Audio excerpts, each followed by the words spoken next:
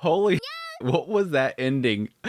Creepy nice coming out of nowhere. You got ESoul popping up. It's just turning into a massive battle royale. I was not expecting this. Like, this is a legitimate WTF moment with the end of this episode, and I am super, super hyped for the next episode. I was just expecting, Big Johnny would bust out of there, and then Queen and Sam would join in to kind of tackle him down or something like that, just to kind of suppress him. But no, this is turning into literally every single organization is all sending their heroes in order to kind of snatch up this technology. And it's going to turn into a big battle royale.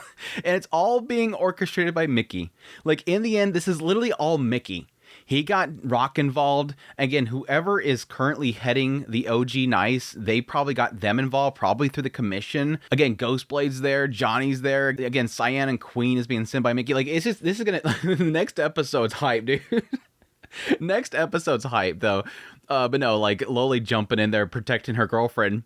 Yep, it's probably baiting it, but come on, man, that kiss on the cheek, that seemed like a bit much there. I ship it. I ship it, Loli, and no, I ship it. Go all for the Yuri right there, but my gosh, where do we start with this episode? I think the most annoying thing is the fact that ESoul got involved. I think ESoul showing up wasn't that much of a shock for me. I'm like, yep, that's Rock's boy. If they have any inclination what's going on with Ghostblade, him swaying in any way, yeah, obviously going to send him. Now, the whole conversation between Rock and ESoul didn't make sense to me. I'm assuming that Rock was just lying to ESoul to manipulate him in order to think this is a just thing to do, because all signs are pointing to ESoul at this point, which at this point is Yang. Yang is just lost, dude. He's a lost cause. And I really, there's a side of me that's like, I hope Ghostblade takes him down. Just take him out. But I know they're not, because I'm pretty sure that Yang is the one that's ESoul that takes out Moon later on. Because even then, he's still an assassin. I don't know. But where was I going with this? But yeah, overall, episode really incredible. Let's just jump into it before I start rambling anymore. Going through the episode like I typically do, starting from the very beginning with the opening sequence, with a little bit of rehashing once again of seeing little Johnny kind of being stuck in this hallucination, seeing his father again. But the key thing with this whole thing is that he's connecting to the fact that there was cuts on the trees, which seems to be something that he's forgotten. And yes, he even tries to think that it's, Shindig, was Shindig involved, but then ultimately seeing, yes, Ghostblade cutting something and realizing, wait, am I overthinking this? He's cutting really strong. Is it possibility that he's the one? But yeah, having a little brief moment with Lou talking to him, and yes, getting into the organization, the Spotlight organization, which they're assuming is the group that is currently manipulating, Shindig, and is the ones that's trying to get their hands in this whole situation, because the Spotlight organization is already established at this point, and they're individuals that are currently trying to manipulate the fear aspect. Which that doesn't make any sense to me, because I would think with this early in the story, again, they've just established fear. Like, it just popped up with Cyan's orphanage, and they grabbed a bit of it, and they were currently experimenting on it, and then Shindig attacked, they got some of that fear out, and apparently this organization is already built up. It makes me believe this fear has been around before the orphanage, that this wasn't the first case of it, that they've been knowing about it for a while now. Maybe this is the only point which it's now suddenly becoming public.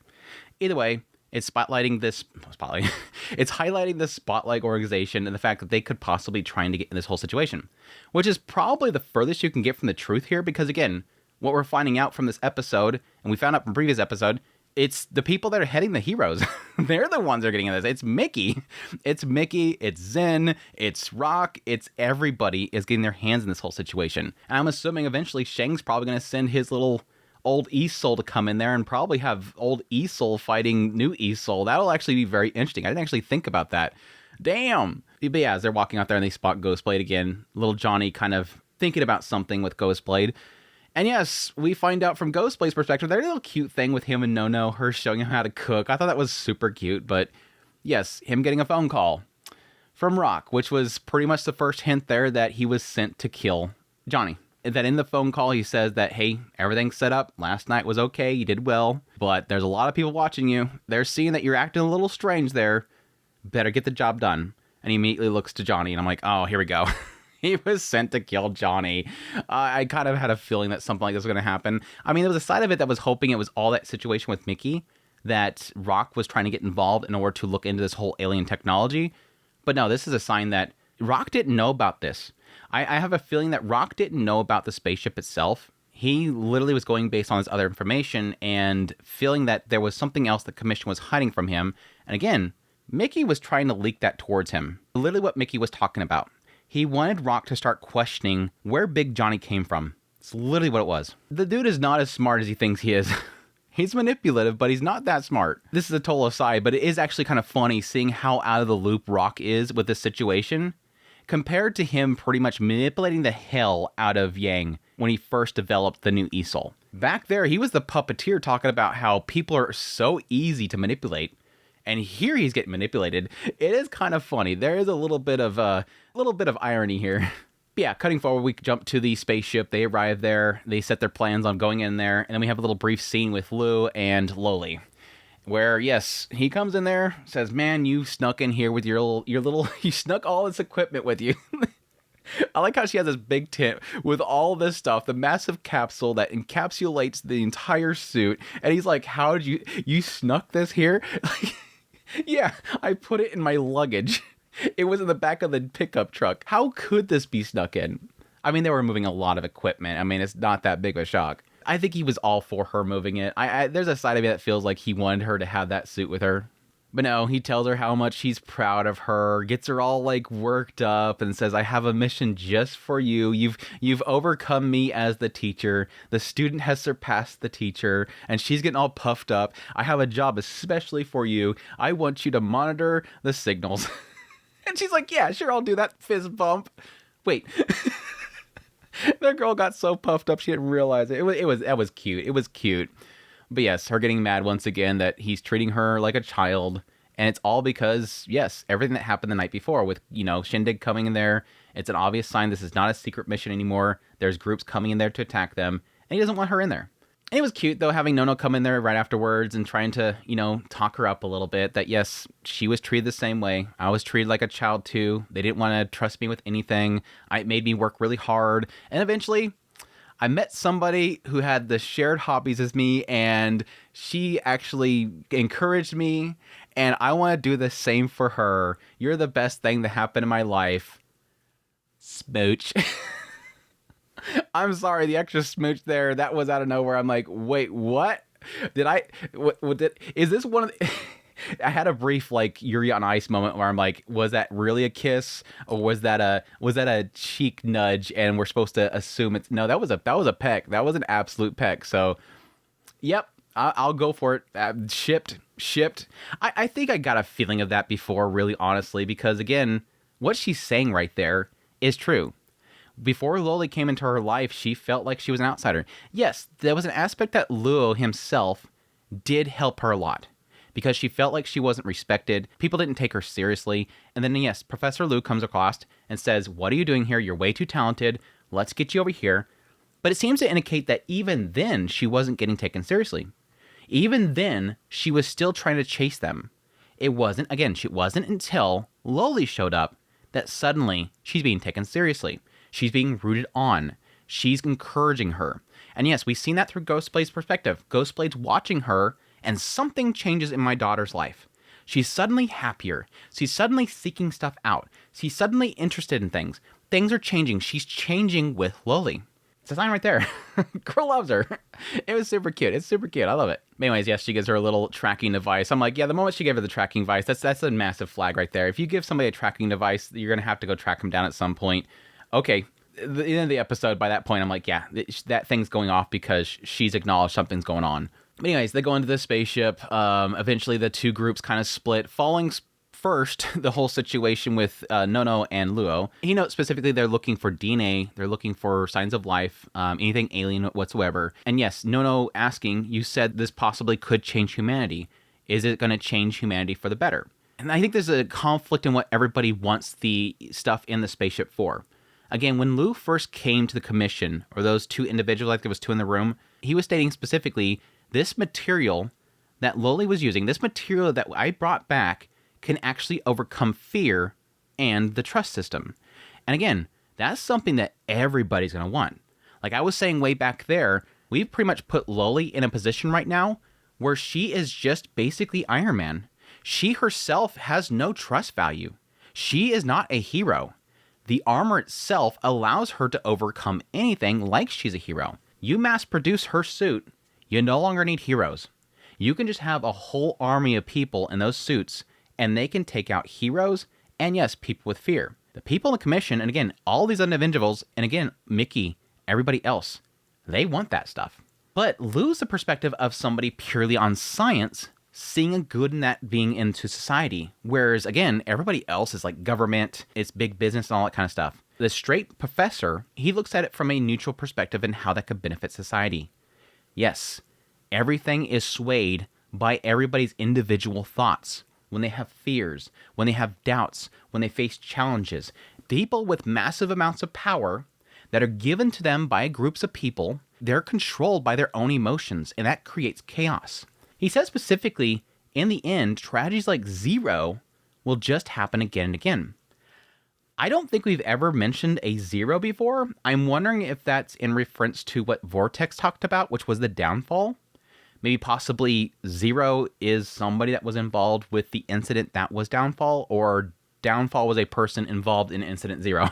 I'm kind of wondering if those two things are applying there, because again, what Vortex said back there was, we will never let another situation like Downfall happen again. Nobody will be given the power of a god like that was again. So I'm wondering if that's the same situation there. They're both really bad incidents that happened in the past that can't happen again. But anyways, yes, he's hoping that if they can find this information, find this stuff, it can benefit. The science itself can be solidified in a way that's neutral, which again I would put in the perspective of, Luo, you have way too much trust whoever you're giving that stuff to. Whoever gets whatever you're going to find is going to have that control. The government itself, the company that has control of that, is going to have the power. I feel like he's a little naive. He trusts, I think, the commission too much. But yes, as they're walking, eventually the tracking device on Nuonuo goes off. And he goes, what's that sound? Oh, it's the tracking device that Loli gave me. That doesn't sound like interference. That sounds like an alert.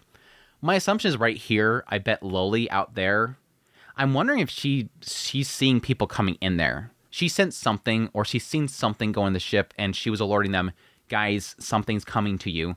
Maybe she's seen Nice going in there and just couldn't keep up with him, but let them know, hey, it's coming. Either way, she was trying to warn them, and yes, they stumble upon Nice. Like I said, when his face popped up in that spotlight, I'm like, oh my gosh, that's the OG. That's not the new Nice. That's the old Nice. Are we going to finally get a sense of what kind of person this person was? And yeah, he's just like, where's your other members? What do you mean, where are they at? They're in danger. Wait, what? What do you mean they're in danger? What danger? Me. I'm going to go kill you, and I'm going to go kill them. Like, holy crap, dude, he's crazy. Just the way he said that gives me the impression this guy is crazy. And I not that I ever trusted that he wasn't crazy. Like, when the original meeting of him, he just kind of went in and went, and then just jumped off the side. That gave us no impression of what kind of person he was. It wasn't until we got into Moon that we got a sense of what he was. And it was just mostly the idea the guy was stuck up and that he was full of himself and he was a perfectionist. And I didn't really give that too much credit because, yeah, they all have their curse, and his curse was perfection. He wanted to be a perfectionist because that was his curse. Everybody's seen him as a perfectionist. So I didn't necessarily think he was going to be a bad guy. But again, it just feels like every single one of these heroes, besides a select few of them, are all just being manipulated by their handlers. Go kill this.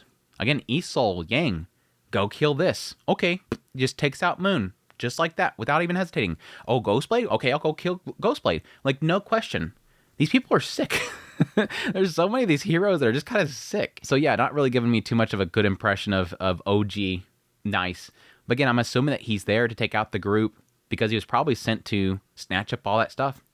Everybody's mindset right now is come in there and accidents happen and stag up everything for yourself.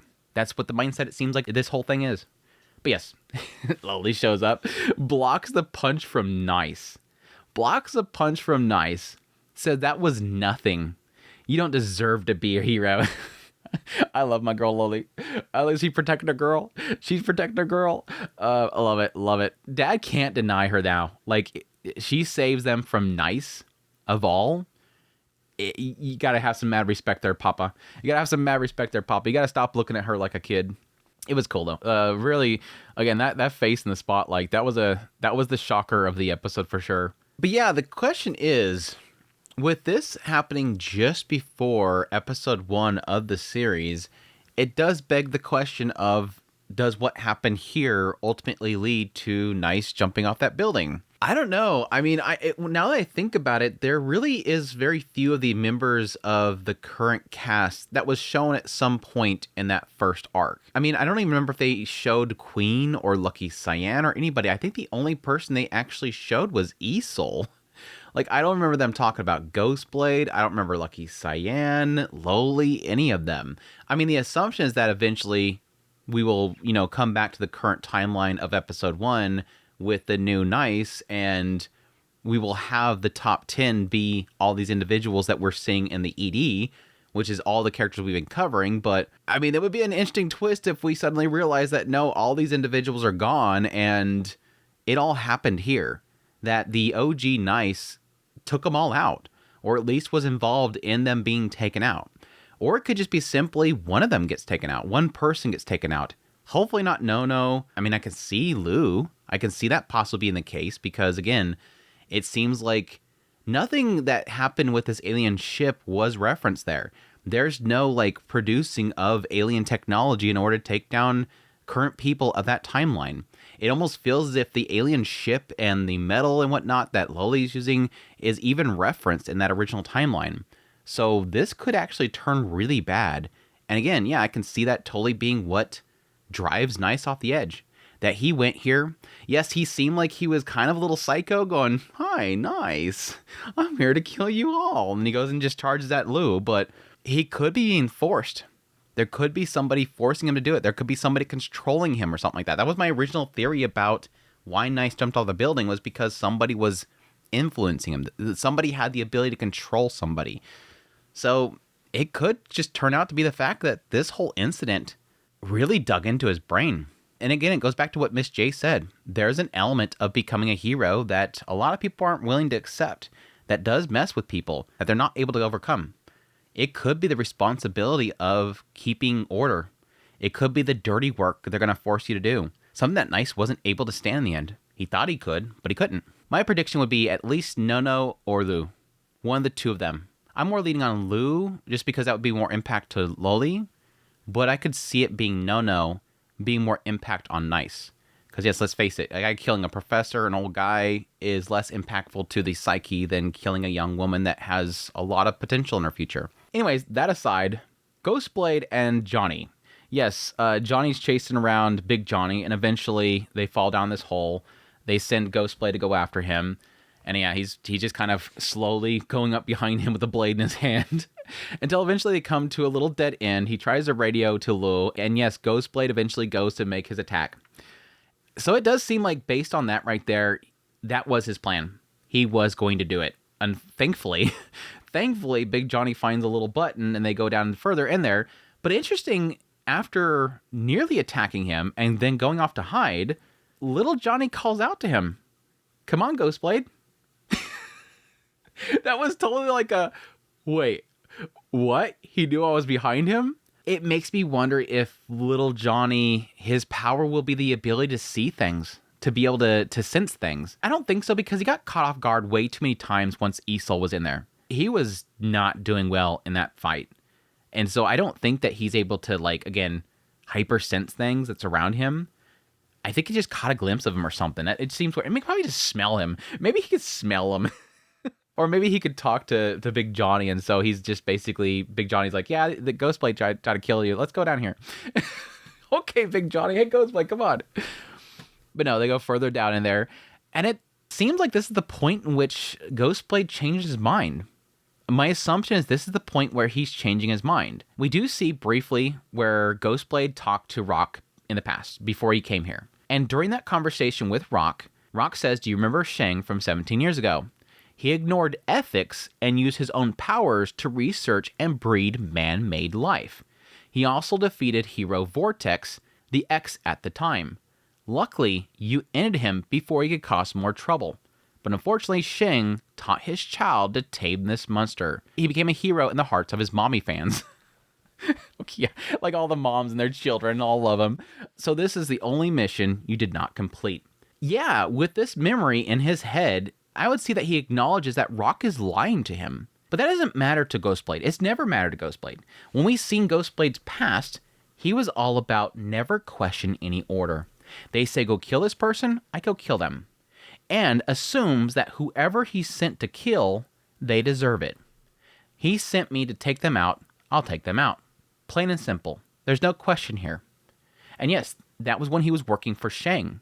Never question, never question. But Rock was different. Rock then later on takes over, and it seems like it's a little bit more of a question mark now. But again, Ghostblade could question this right here, because Rock is telling him that Shang defeated the hero Vortex. Ghostblade knows that wasn't the case. Ghostblade knows that was the Beast. The public knows that's the case. I'm starting to wonder if this is a mistranslation, because they even had the news broadcast was talking about how this Beast defeated X, but then this boy came across and tamed the monster. I don't know. I think that's a mistranslation. That seems funky. Either way, he knows what he's telling him is a lie. There's this oddity about what he's telling him there. But either way, he's going along with it because this is one of his failed missions. But yet right here, as they're going around inside this chamber, he's seeing all these little capsules. Johnny's talking about how these are possibly things for the aliens to hibernate in, that some of them may have made it alive, maybe they're still alive, maybe they're running around somewhere. And then ESoul attacks, and Ghostblade defends him. Why? I hope we're going to get into this. I really do hope that we're going to get into this, because it's the question mark of why would he do this? Is it him finally acknowledging the fact that he destroyed this kid's life? Is it finally him feeling regret for this whole thing? Why now? Why is it only now that he's starting to really question this stuff?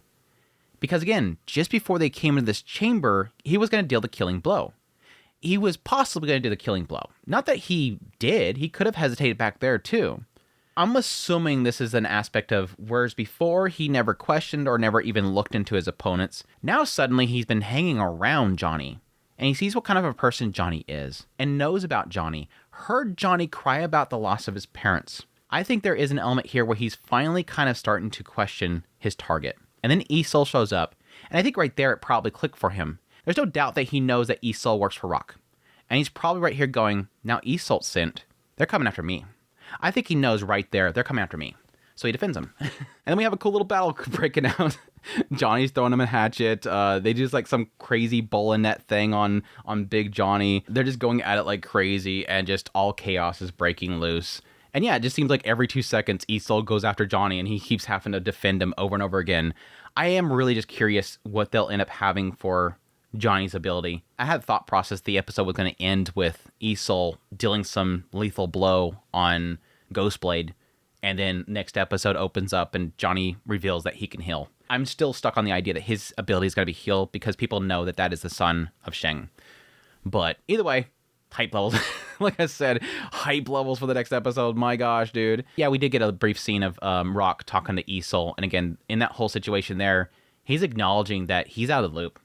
He says that Ghostblade has never volunteered like this before. He may know the truth behind Big Johnny, that Shin took it from the crash site, which, yeah, could possibly be true. The fact that he did see this massive thing there, but the assumption from Ghostblade's perspective could be the idea that this creature was in their house. He killed the father, and the creature just popped up. There's nothing really that he could have known about that situation. But he said if so, there's a hidden story from the time that he was sent to get rid of Shang.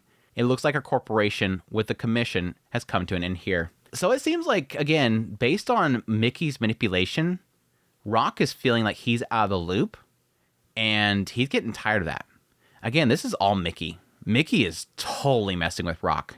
Again, I love this because Rock was the puppeteer with Yang and creating the new ESoul, and now it feels like he's completely out of the mix here. But I'm assuming what he's talking about here is that the only thing he knows about is the crash and the alien, but doesn't know about the tech that they're after. And I think that's the thing that he's upset about. By the way, he's sending ESoul to take him out. I hate how just so accepting that ESoul is of this. Again, Yang, from his perspective, Rock knows everything. Rock will never mislead him. And from Yang's perspective, he knows the darker side of what's going on. And Rock is feeling that a lot. And so his assumption is that whoever Rock's going after is the corrupt side of the organization. I just hate how he's just like, yeah, we'll just take down Ghostblade. I don't like him anymore. I really don't like Yang. I've not liked Yang ever since he killed the previous ESoul. The fact that not only did he go after the previous ESoul in order to gain power to fight back against the corruption inside the organization, but he literally killed ESoul. He did. Again, it seems like he's now currently in a fear chamber for Shang, but he killed him at that point. And for him to kill the person that saved his life originally, that he looked up to just for power, I don't like him. I don't like him. So hopefully, eventually he dies. But again, I think that he's way in the future. I don't think he's dying here. I think he's way in the future. He's the one that takes out Moon later on. Anyways, we'll see. Again, the next episode is massive hype. I'm looking forward to it. It's going to be an all-out battle. We're going to have literally everybody. We have the OG Nice. We have the new ESoul. We have Lucky Cyan, Queen, Loli, Ghostblade, Johnny. Just everybody that's currently been introduced is all there. I think the only other characters in the ED and whatever is the dog and Dragon Boy, I think his name is. Next episode, like I said, is going to be insane, and I'm looking forward to it, so I'll be here for next week for that. But I hope you guys enjoyed this video. As always, if you did, hit the like button down below. If you like this content and want to support the channel more, become a member of the channel. Until next time, y'all take care.